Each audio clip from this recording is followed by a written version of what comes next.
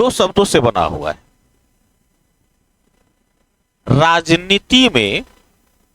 राजनीति में भूगोल का शक्ति के रूप में प्रयोग।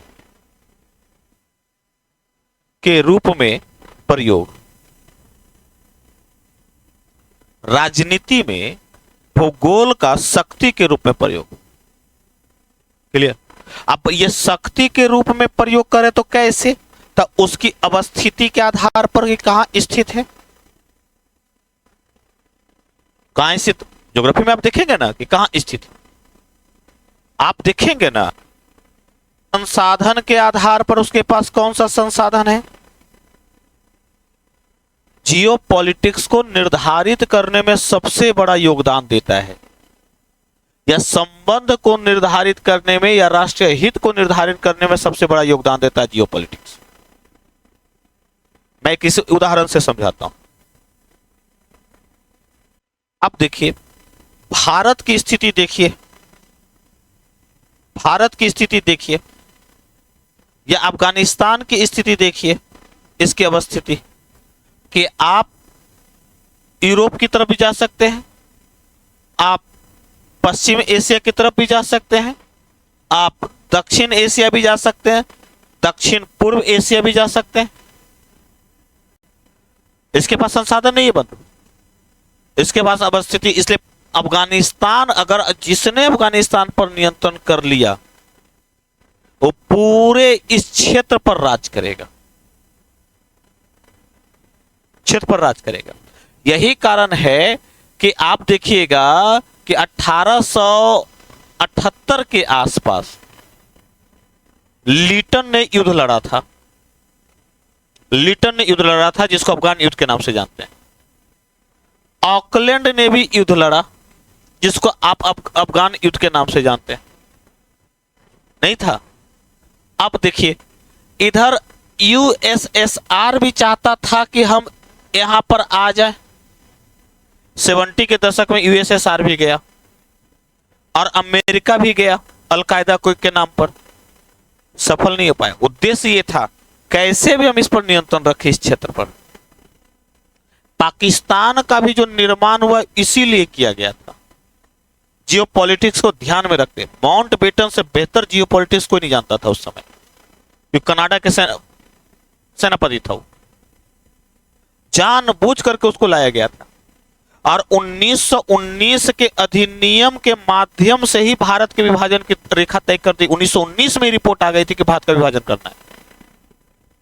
जो ढकोसलापन जो खड़ा किया गया वो जानबूझ करके जिन्ना को छूट दी गई थी, वरना जिन्ना तो 1920 तक तो भारतीय ही था।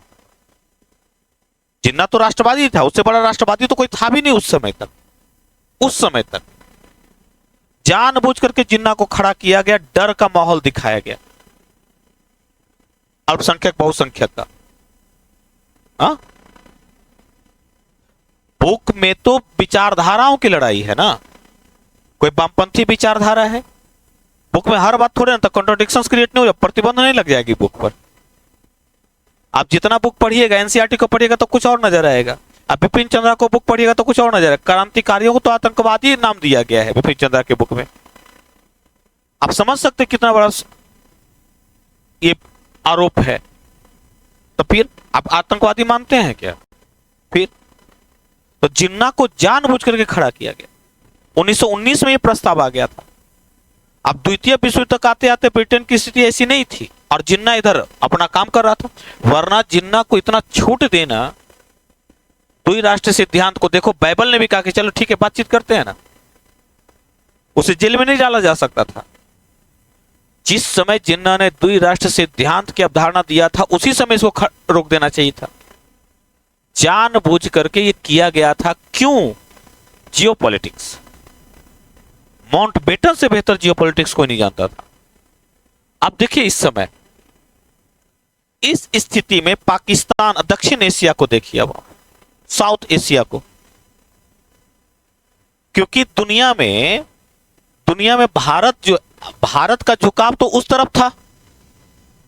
साउथ एशिया को देखिए,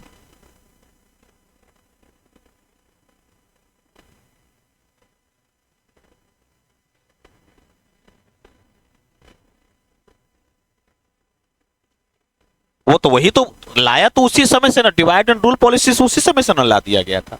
और शुरुआत तो 1909 के अधिवेशन से शुरू हो गई, 1909 के ये अधिनियम से शुरू हो गई।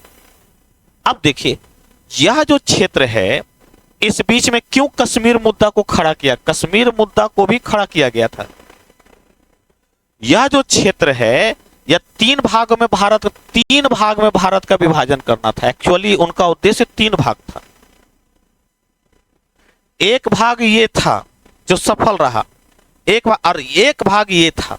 तीन भाग में भारत को, हालांकि लाभ तो ले ही लिया, तीन भाग तो बन ही गया था नहीं।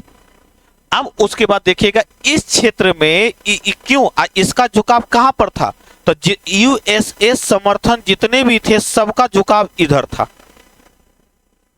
क्योंकि इसका ऑलरेडी झुकाव समाजवाद की तरफ था, वो भारत में नहीं जा सकता था। साउथ एशिया पर अपने नियंत्रण बनाए रखने के लिए, अरब सागर तक अपनी पहुंच सुनिश्चित करने के लिए, अरब सागर हिंद महासागर तक पहुंच सुनिश्चित करने के लिए जानबूझ करके एक क्षेत्र अपने इसको तोड़ा गया था भारत को, ताकि हम साउथ एशिया पर, क्योंकि सबको पता था कि हिंद महासागर व्यापार का सबसे बड़ा रास्ता है, सबसे बड़ा रास्ता है। तैयार किया। अच्छा, इन दोनों के बीच विवाद का कारण को भी खड़ा करना था, और उस विवाद का कारण एक ही बन सकता था, वह था कश्मीर।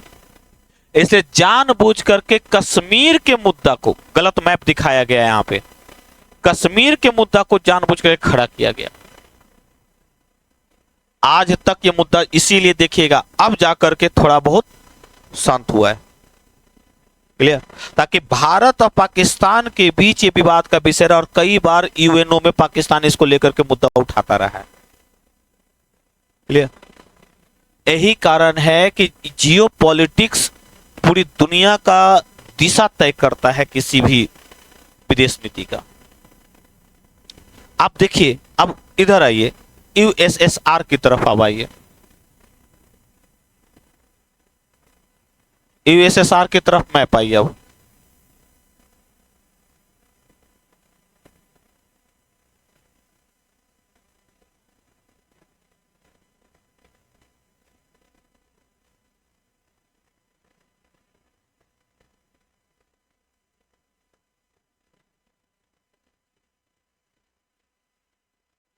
आपको याद होगा कि 2014 में क्रीमिया पर यूएसएसआर ने अधिकार कर लिया था, नहीं है। और क्रीमिया का जो, अच्छा, ठंड के दिनों में यूएसएसआर का जो ये वाला जो क्षेत्र है ना, ये वाला क्षेत्र, वह ना जम जाता है, वो व्यापार नहीं कर सकता। और क्रीमिया वाला का जो क्षेत्र वो थोड़ा गर्म रहता है, सालों भर चलता है,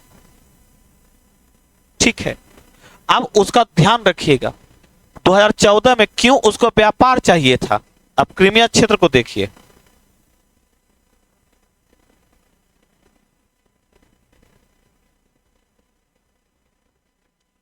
ये वाला क्रीमिया क्षेत्र को देखिए। अब क्रीमिया क्षेत्र पर नियंत्रण, क्योंकि क्रीमिया क्षेत्र पर ये जो आपको ब्लैक सी जो दिख रहा है, ये जो ब्लैक सी दिख रहा है, यह सीधा जुड़ेगा लाल सागर, भूमध्य सागर की तरफ, मेडिटेरियन सी की तरफ जाएगा। और यह गर्मी ठंड के दिनों में नहीं जमता है, इसको सालों भर व्यापार के लिए चाहिए था, क्योंकि उधर वाला जो पूर्वी वाला जो क्षेत्र है वह जम जाता है, क्लियर। इसी का, अच्छा, क्रीमिया पर यूक्रेन का, क्रीमिया पर स्वतंत्र था, हालांकि उसके पहले यूएसएसआर का था। इसको क्रीमिया पर को उकसाने के लिए कई बार नाटो के द्वारा प्रयत्न किया गया, और क्रीमिया पर को जो उकसा रहा था, तो यूएसएसआर ने कहा कि ठीक है, पहले हम इस पर नियंत्रण ही कर लेते हैं। 2014 में इस पर नियंत्रण कर लिया। जब यूएसए फ्लॉप कर गया, यूएसए की नीति फ्लॉप कर गई, तो उसने यूक्रेन को ढाल बनाया, और नाटो के माध्यम से कहा हम यहीं पहुंच जाते हैं ना, तो इसको नियंत्रित कर लेंगे हम। सारा खेल जियोपॉलिटिक्स है बंधु, क्लियर, कि कौन किस क्षेत्र पर नियंत्रण कर रहा है, समझिएगा। यही कारण है कि यूएसएसआर ने अपने आप को बचाने के लिए ब्लैक सी पर को नियंत्रण में रखने के लिए क्रीमिया को नियंत्रण में रखा था। और नाटो को यहां तक न आए, इसलिए यूक्रेन पर नियंत्रण, यूक्रेन से युद्ध लड़ा। जबकि 1994 के आसपास यूक्रेन और यूएसएसआर, रशिया के बीच समझौता हुआ था कि यदि इस पर कोई हमला करेगा तो वो बचाएगा, और हम जरूरत पड़ेगा तो वो इसका प्रयोग करेगा, यूक्रेन का। यूएसए ने इसको इतना बढ़ा चढ़ा दिया कि युद्ध करने पर उतारू हो गया। उद्देश्य क्या? ताकि इसकी स्थिति को कमजोर करना है और यहां नाटो का विस्तार यहां तक करना है ताकि और टूटे वो यूएसएसआर। खेल सारा जियोपॉलिटिक्स का है। इसकी अवधारणा 1945 में आई, हालांकि गलत धारणा है। ये तो 1945 में वैश्विक पटल पर आया। एक्चुअली भू राजनीति की अवधारणा मंडल सिद्धांत कौटिल्य ने ही दे दिया था। मंडल सिद्धांत कौटिल्य ने ही दे दिया था भू राजनीति का। कौटिल्य से बड़ा राजनीतिज्ञ दुनिया ने नहीं देखा है, रियली यही क्लियर। और कौटिल्य ने विदेश नीति की अवधारणा उसी समय दिया और उसने मंडल सिद्धांत दिए थे। और मंडल सिद्धांत क्या कहता है? मंडल सिद्धांत कहता है बंधु, मंडल सिद्धांत देशों के बीच संबंधों को बताने की बात करता है। वो कहता है कि आप एक साम्राज्यवादी देश है, आप शक्तिशाली देश है मान लेते हैं, तो आपका बगल वाला कोई देश और आपके बगल में कोई, तो ये पड़ोसी है, तो पड़ोसी पर विश्वास मत रखिएगा बंधु, इधर भी जा सकता है उधर भी जा सकता है। छोटा पड़ोसी काम नहीं करेगा, ठीक है। इसको कहते हैं buffer state. Buffer state Nepal, Bhutan. क्यों? आप देखिए कैसे, क्यों चाणक्य का सिद्धांत आपको दिखेगा। तिब्बत भी बफर स्टेट के रूप में था। तिब्बत पर चीन ने नियंत्रण कर लिया और यहां तक पहुंच गया और हमें आज आंखें दिखा रहा है। अगर उसी समय भारत मान्यता नहीं देता तिब्बत को तो तिब्बत अलग रहता, भारत इसकी सुरक्षा कर लेता तो तिब्बत अलग रहता। क्लियर? इसलिए कहा कि नहीं, आप ना हमें को ध्यान में, और कहता है कि नहीं, जो पड़ोसी का जो पड़ोसी होता है, अब ये उल्टा है भारत में, क्योंकि उसने तो तिब्बत के माध्यम तिब्बत पर नियंत्रण कर लिया। पड़ोसी का जो पड़ोसी होता है वो मित्र होता है, और जो पड़ोसी होता है दुश्मन भी हो सकता है और मित्र भी हो सकता है। जैसे देखिएगा, हमेशा आंख दिखाता रहेगा। यह मंडल सिद्धांत कहलाता है। आप सोचो ना, भारत को कजाकिस्तान से क्या मतलब, इतना दूर बैठा हुआ है, कोई मतलब है बात को, सिम यहां से मतलब। लेकिन देखिए तो इसके पास यूरेनियम है। अब बात को चाहिए यूरेनियम, बात करता है ठीक है ना, तुम हमको यूरेनियम दो ना, हम तुम्हें पैसा देंगे। संसाधन संबंध बढ़ा रहा है कि नहीं बढ़ा रहा है? भू राजनीति में दोनों काम करता है, संसाधन भी और अवस्थिति भी। हिटलर ने इसका जबरदस्त प्रयोग किया। एक्चुअली यह अवधारणा जर्मन विश्वविद्यालय की देन, और रैटजेल ने इसके बारे में सबसे पहले बताया आधुनिक रूप से, ठीक है। और हाउस कई सारे, मैकेंडर ने तो नौसैनिकों को, नौसेना को, जिसने समुद्र पर समुद्र शक्ति को महत्वपूर्ण माना, मैकेंडर ने। हिटलर ने तो इसकी अवधारणा ये कहा कि जहां जर्मन जहां रहता है वो क्षेत्र हमारा है, जर्मन नस्ल दुनिया का सर्वश्रेष्ठ है, और जर्मन जहां जहां रहता है वो क्षेत्र हमारा। तो जर्मन के बगल में पोलैंड था, तो कहा कि वहां हमारा क्षेत्र है। उसने भू राजनीति को अपने साम्राज्यवाद के विस्तार का आधार बना दिया, ताकि जर्मन जहां रहेगा वो जर्मन नस्ल होगा, जहां वो हमारा क्षेत्र। अच्छा, पोलैंड पर नियंत्रण करने का, तो धीरे धीरे पोलैंड से रशिया की तरफ चले जाइएगा, पश्चिम से पूर्वी यूरोप की तरफ चले जाइएगा। तो यूएसएसआर से लड़ गया जाकर के, यूएसएसआर ने तोड़ के रख दिया, रशिया की ताकत को नहीं समझ पाया था, वरना जर्मनी को हराने वाला कोई था नहीं, संभव ही नहीं था।